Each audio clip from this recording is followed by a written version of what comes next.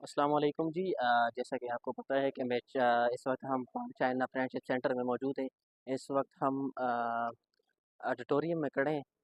आपको पता होना चाहिए कि ये जो पाक चाइना फ्रेंडशिप है ये चीनी गवर्नमेंट का जो है वो पाकिस्तान को तोहफ़ा दिया गया है, यानी माली इनकी मदद की गई है और उनके शराकत से ये बनाया गया है।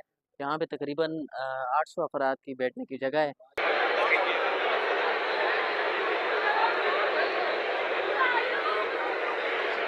वो बच्चे जिनको डॉक्टर बनाया गया, इंजीनियर बनाया गया, सॉफ्टवेयर इंजीनियर बनाया गया, वो अपनी खिदमत अब बाहर लेके जा रहे हैं। तो ये एक अच्छा इनिशिएटिव है। किस तरह का एक जॉब फेयर लगाया गया, बहुत ज़्यादा ज़रूरत है। अब बहुत सारी कंपनियों ने यहाँ पे अपनी जो है वो एडवर्टाइजमेंट तो कर ली कि हमारी ये कंपनी है और इस तरह के हम मौके फराहम कर सकते हैं। लेकिन जॉब वाज़ेह बात है कि इतनी नहीं मिल सकेगी लोगों को जितनी इस वक़्त ज़रूरत है। तो मैं समझता हूँ कि नौजवान को अब ये भी सोचना है कि वो जॉब से हट के क्रिएटिव काम क्या कर सकता है, क्रिएशन कैसे कर सकता है, और उसके लिए उसने नए-नए रास्ते अपनाने होंगे और छोटी इन्वेस्टमेंट से अपने कारोबार शुरू करने होंगे। बिल्कुल सर, ये खुशाइन बात है। मुख्तलिफ़ इदारे यहाँ पे आए हुए हैं जो अनएम्प्लॉयमेंट का कमी ला रहे हैं उसमें। हाँ, ये कमी ला रहे हैं, लेकिन इस तरह के अपॉर्चुनिटी ज़्यादा होने की ज़रूरत है और बामकसद होने की ज़रूरत है। सिर्फ़ अपने काम के बारे में बताएँ इनको, इंटर्नशिप में लें या उनको ऑफ़र करें, उनको जॉब ज़रूरी है। जॉब के बगैर अगर उनके पास वैसे इंटर्नशिप हो जाती है, तो जहाँ एक डिग्री पड़ी हुई है, एक सर्टिफ़िकेट का इज़ाफ़ा हो जाता है।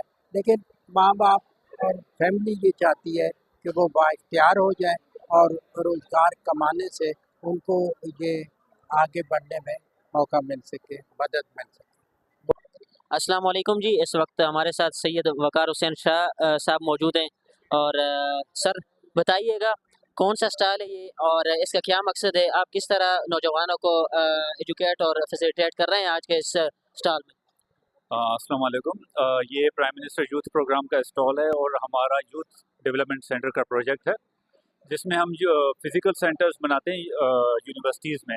इस वक्त हमारे 45 पब्लिक यूनिवर्सिटीज़ में all over the Pakistan centres हैं, जो कि स्टूडेंट्स को एम्प्लॉयमेंट, इंगेजमेंट, एनवायरनमेंट और एजुकेशन में फैसिलिटेट करते हैं। लेट्स सपोज़ किसी भी स्टूडेंट को इन 4 कंपोनेंट्स में किसी भी तरह की कोई चैलेंज आ रहा है, तो वो वाईडीसीज़ में जाके अपनी गाइडेंस ले सकते हैं, सपोर्ट ले सकते हैं। और जितने भी प्राइम मिनिस्टर के इनिशिएटिव्स हैं, जो पीछे आप रन हो रहे हैं और देख रहे हैं, उन सब में वो अपडेटेड रहते हैं, वहाँ से अप्लाई कर सकते हैं, उनके ऊपर सपोर्ट एंड गाइडेंस ले सकते हैं।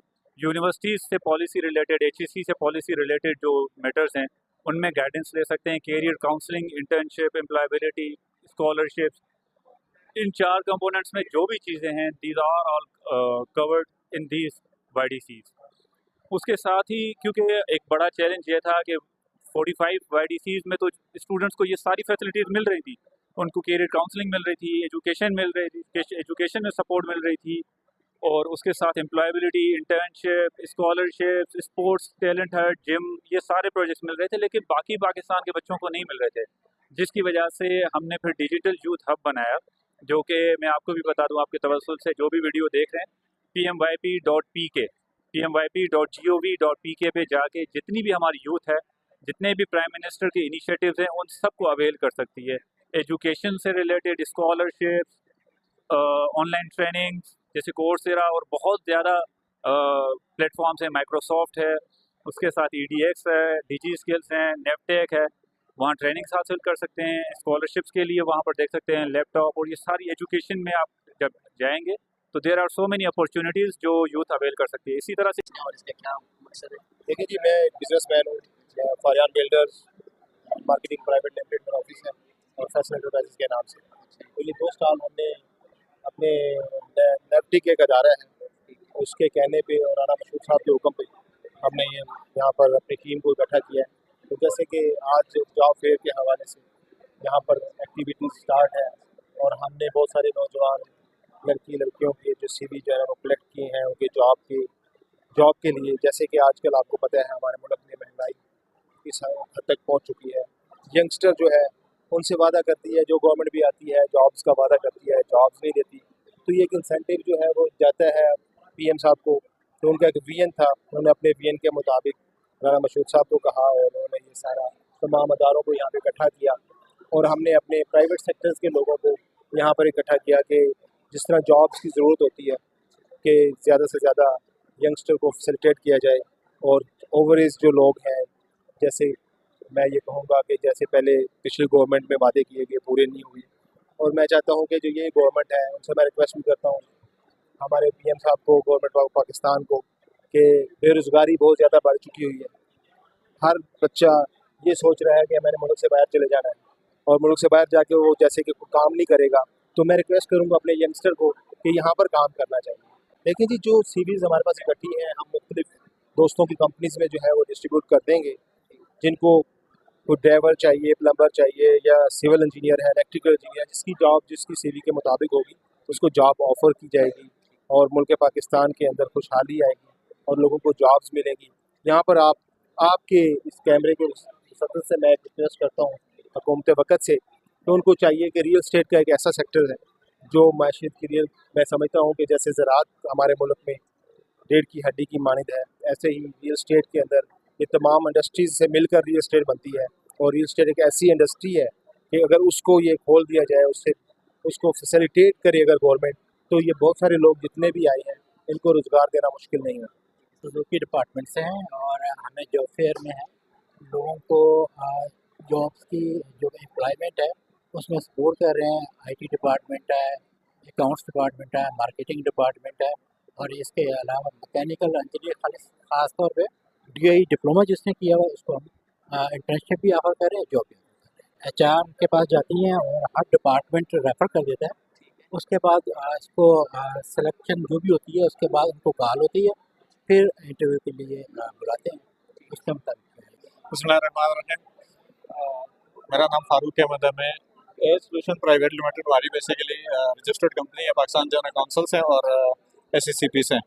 मैं इसका डायरेक्टर हूँ, बाय प्रोफेशन इंजीनियर हूँ, एनडी इंजीनियरिंग यूनिवर्सिटी का ग्रेजुएट हूँ। नेपटेक के थ्रू हम इन्वेस्ट हुए यहाँ पे। हम इस वक्त सोलर बेस्ड हमारे पास प्रोजेक्ट्स हैं, डिफरेंट प्रोजेक्ट्स हैं, जिसमें हमारे पास पार्लियामेंट में ये तकरीबन 500 किलोवाट का एक प्रोजेक्ट इन हैंड और इसी तरह पार्कों के डिफरेंट प्रोजेक्ट्स हमारे चल रहे हैं। तो नेपटेक ने हमें एक अपॉर्चुनिटी दी, हमें स्टाफ हायर करने की। अल्हम्दुलिल्लाह हमने काफ़ी इंटरव्यूज़ किए यहाँ पे और तकरीबन हमने इस वक्त तक जो तकरीबन 12 से 15 लोग हमने सेलेक्ट किए हैं जो हमारी रिक्वायरमेंट है जो फुलफिल कर रहे थे। सिलेक्शन ऑलमोस्ट हम ऑन स्पॉट ही करते हैं क्योंकि हमें हैंड्स ऑन एक्सपीरियंस रिक्वायर्ड जो बंदे रिक्वायर्ड थे तो हम यहीं जज कर लेते हैं, क्योंकि मैं खुद इंजीनियर हूँ और हमारे जो अब्दुल साहब हैं ये भी इंजीनियर हैं। तो ऑलमोस्ट तकरीबन 70 to 80% हम यहाँ पे और फाइनल डिसीजन HR। उमर राजा मेरा नाम है। हम director operation with in American IT company. हमारे ऑफिस लाहौर में, इस्लामाबाद में जो बैक ऑफिस हैं, यूएस कैलिफोर्निया में और कनाडा में हमारी प्रेजेंस है। हम लोग जॉब फेयर में जो आए हैं वो इसलिए आए कि to like look at the resources और जो कि हमारे साथ काम कर सकें, जिनकी टेक्निकल एक्सपर्टीज़ है, आईटी नॉलेज है जिनके पास। सो काफ़ी सारी सीरीज़ मेरे पास अभी आई है। प्रॉब्ली हम लोगों को अपना प्रोफाइल भी कंपनी का शेयर कर रहे हैं। सो जो मैंने यहाँ पे देखा है कि लड़कों के पास टेक्निकल एक्सपर्टीज़ तो है, अभी जो थोड़ा वीक है ना वो है इंग्लिश कम्युनिकेशन स्किल्स में, ठीक है। और इसमें मैं इनको गाइड कर रहा हूँ कि यार अपने स्किल सेट के ऊपर, मतलब ऑब्वियसली आपका टेक्निकल स्किल्स इंपॉर्टेंट है लेकिन इसके ऊपर भी आप साथ काम करें इंग्लिश कम्युनिकेशन के ऊपर। फ्यूचर अभी आगे आप देखेंगे तो आईटी का फ्यूचर है, ठीक है। आप इंडिया देख लें, चाइना देख लें, यहाँ पे इन्होंने ज़्यादा तरक्की आईटी के ऊपर काम करके की है, ठीक है। सो हमारे लड़कों के पास एक्सपर्टीज़ हैं लेकिन कम्युनिकेशन वीक होने की वजह से थोड़ा सा भी अपॉर्चुनिटीज़ कम है इनके पास। मतलब कि मुख्तलिफ इदारों से जो बच्चे आए हुए हैं, आप उनको कह रहे हैं कि टेक्निकल चीज़ों के साथ साथ आप अपनी इंग्लिश पे भी तवज्जो देनी चाहिए। सर बताइएगा, बहुत सी सीवीज आपके पास जमा होती है, इसके बाद क्या प्रोसेस होता है सिलेक्शन का?